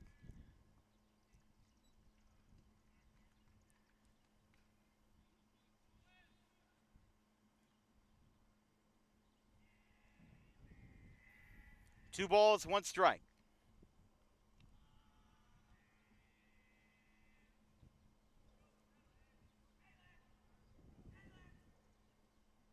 Infield in for Haddon Heights as they have been for the last batter and a half. It's 3-1. 8-0 wave over the Garnets. And really the X factor of this game has been the 7-run first inning. And the pitch. Swing and a tapper foul. Still 3-2.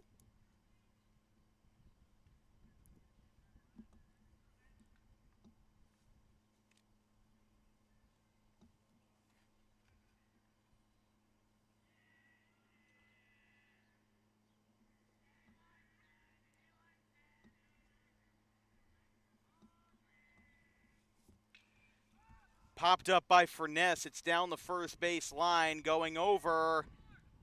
He makes the catch, and everybody holds up. It's the first out.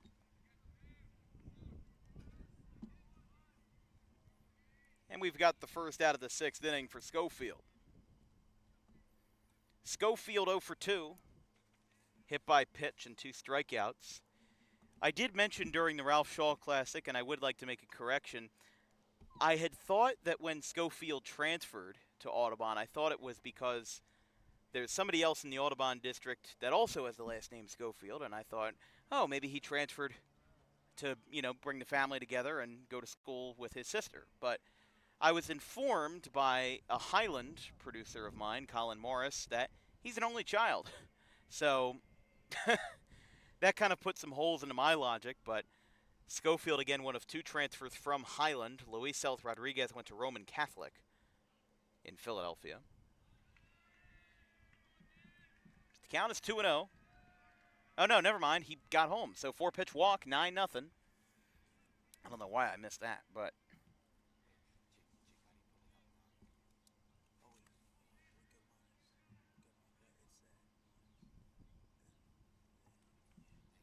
it's 9-0.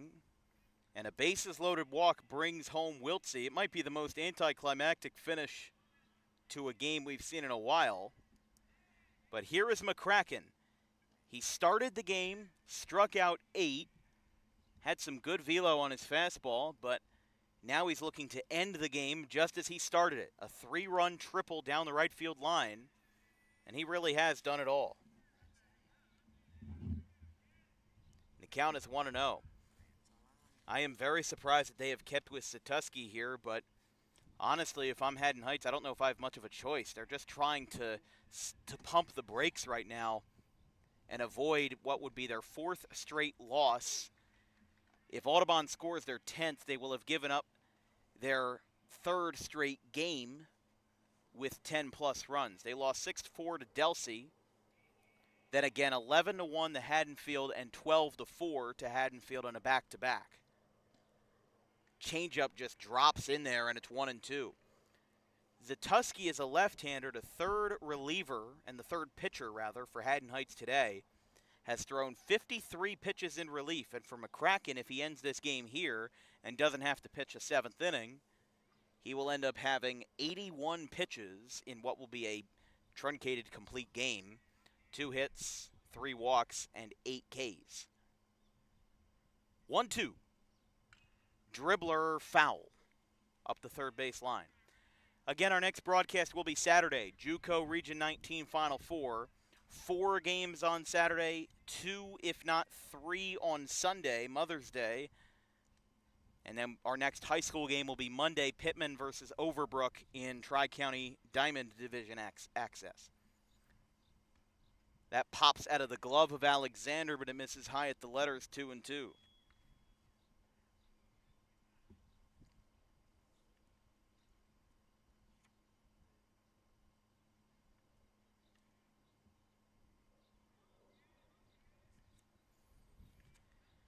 Two balls, 2 strikes.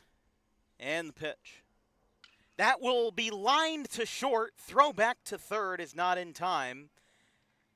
And McCracken slams his bat. Thought he won the game there, but he lines it right to the shortstop, who makes the play and now brings up Chester. That was an absolute bullet. Out to LaShaw, the Penn State Abington commit, at shortstop. Again, here's Connor Chester, 2 walks and a sacrifice fly to his name today. So he's done something of value in all 3 of his at-bats. That one's inside, 1-0.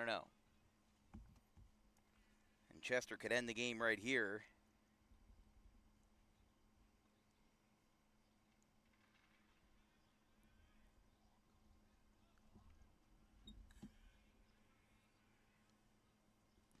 1-0 misses. 2 balls, no strikes. Audubon with a win would go to 15-4. Haddon Heights with a loss would go to 12-6, 3-4 in the Liberty Division, and it would be their 4th straight loss. Strike, 2-1.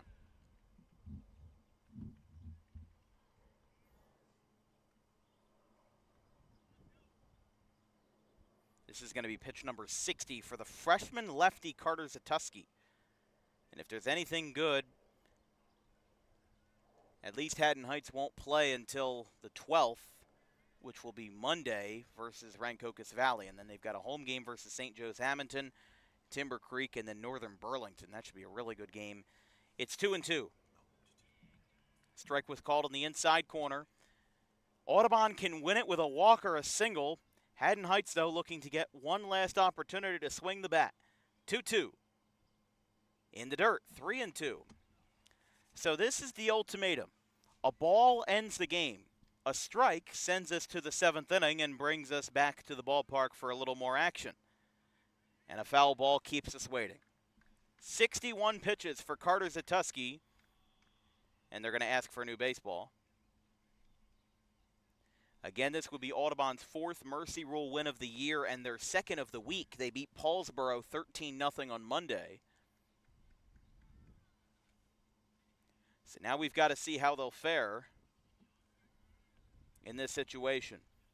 Nowhere to run, nowhere to hide for the freshman left-hander Zatuski. 3 balls, 2 strikes, 2 outs, and the bases loaded. Infield back at the edge of the dirt. Here's the 3-2. Ground ball, third base side. They'll throw across the diamond, and it's in time. We will go to the 7th inning. So no mercy rule today, and Audubon will finish their record with 9 runs as we go to the top half of the 7th. Not sure how to feel about that Audubon player chirping in the dugout mid-pitch. You're not supposed to do that, but it's 9-0 going to the 7th.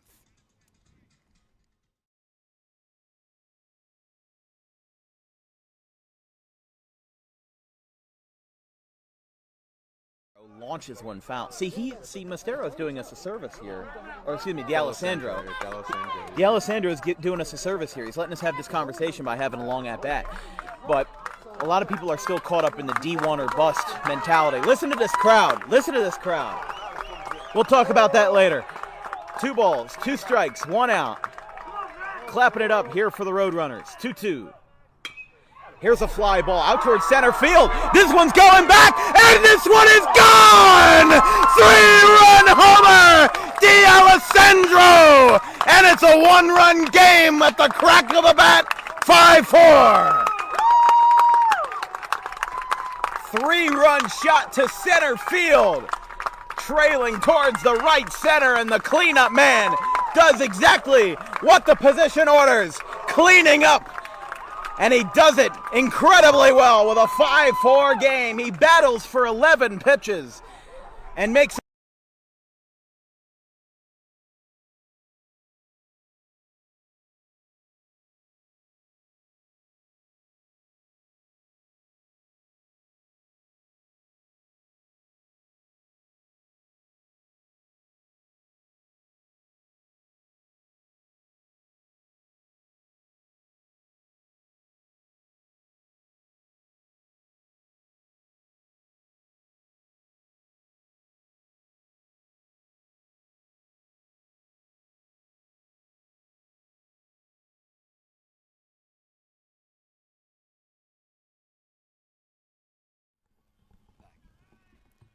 Well, Audubon was a ball away from winning the game. However, Chester grounded out to third, and we stay for a little bit longer.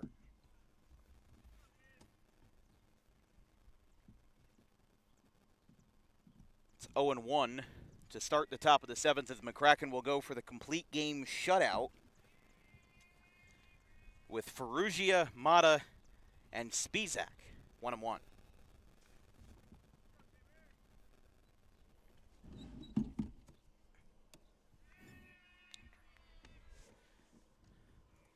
Swing and a miss.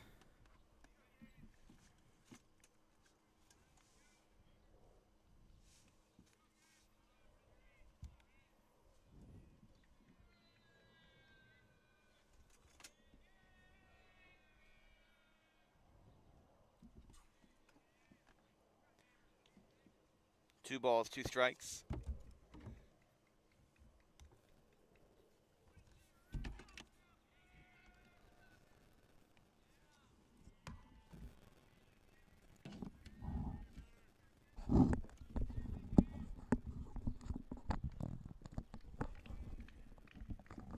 Haddon Heights dugout starting to get a little bit vocal here. As this one's roped into right, this is going to drop in front of Bozarth. It's a base hit for Ferrugia. And that'll get a runner on here to start the 7th.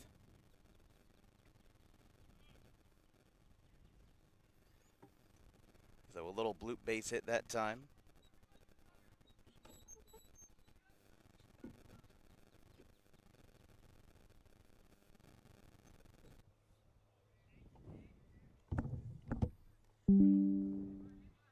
So it's a base hit for Ferrugia to start out the 7th, and now Jackson Mata, junior left fielder, will bat here for the Garnets. Mata rips it foul off the netting, a little warp effect there, and it's 0-1. Mata 0 for 2, 2 strikeouts to his name. And Ferrugia got his first hit, just the 3rd for the Garnets overall, as honestly, McCracken starting to hit his first real rough patch of the day, and I say that after giving up 1 single, and that's it.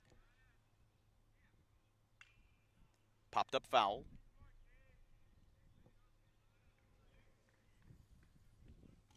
Oh, and 2.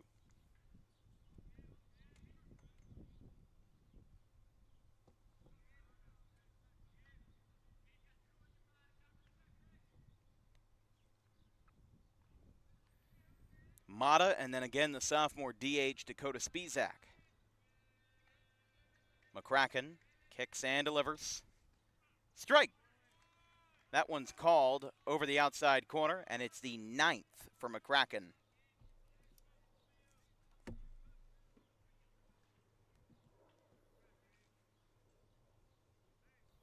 We've had some really good pitching performances this season. Just on Tuesday, we saw Luke Pokrovsky strike out 13. There's a ground ball hit into left. It's a base hit for Spizak on the first pitch. Jason Stocklin picks it up. We've now got 2 runners on. Wonder if any of the assistants are going to come out to talk to him, specifically Wade Geist, the pitching coach.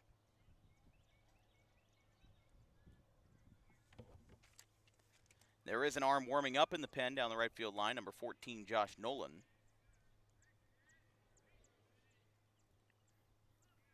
First inning today where Haddon Heights has had multiple hits, had 1 in the 5th to break up what was a no-hit bid at the time. Had another one in the 6th to LaShaw, and now 2 here in the 7th. We always say that the 27th out in Major League Baseball is the hardest to get, but in this it's the 21st.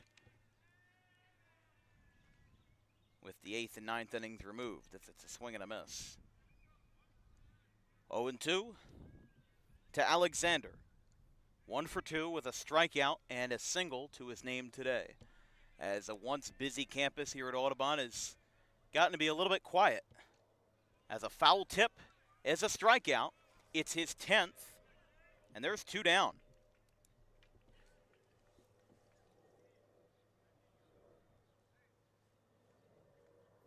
So the last out of the game potentially could be the man who held down Audubon for as long as he did, Carter Zatuski. Grounded into a double play his last time. He's 0 for 2. 2 on, though, and 2 outs. Hits it on top, grounds it to first, and it's foul. 0-1. Again, Audubon's next game will be Saturday versus Mainland in the Diamond Classic quarterfinal round. The quarterfinals and semifinals will both be played on Saturday at Ocean City. One half is being played at OC, the other being played at Alcyon Park in Pittman. The finals will be played on the 13th, again at Alcyon Park.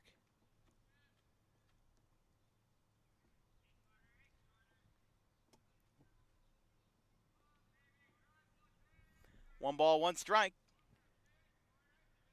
And the pitch. Swing and a miss that time, and it's 1-2. Gabe McCracken with 97 pitches. He had 81 going into the 7th. and looking for a complete game shutout. He's got 2 runners on, again, them being Ferrugia and Spizak. But to the right fielder, now pitcher Zatuski. He looks back, and the 1-2, grounded foul down the third base line. Again, Haddon Heights with a loss would drop their 4th straight.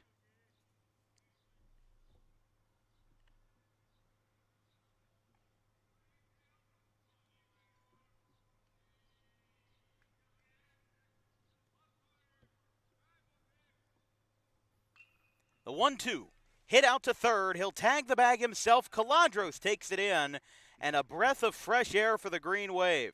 They shut out Haddon Heights 9-0 after falling to Haddon Heights in Mercy Rule fashion earlier this month, 11-1.